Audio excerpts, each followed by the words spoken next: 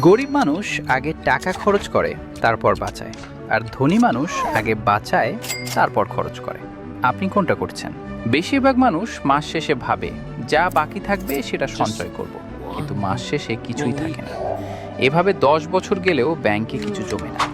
ধনীরা যেটা করে সেটা হলো পে ইয়োর সেলফ ফার্স্ট, মানে বেতন পাওয়ার সাথে সাথে 20% আলাদা করে রাখো, বাকি 80% দিয়ে সংসার চালাও। মাত্র 5,000 টাকা যদি প্রতি মাসে এভাবে রাখেন, 10 বছরে সুদসহ প্রায় 10 লাখ টাকা হয়ে যাবে। ওয়ারেন বাফেট 21 বছর বয়স থেকে এই নিয়ম মেনেছেন।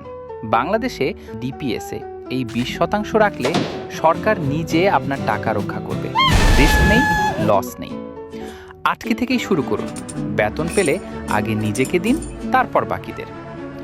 এই ভিডিওটা আপনার বন্ধুকে পাঠান যে এখনো মাস শেষে টাকা নেই বলে কষ্ট পাচ্ছে, আর ফলো করুন, প্রতিদিন এরকম টিপস পাবেন।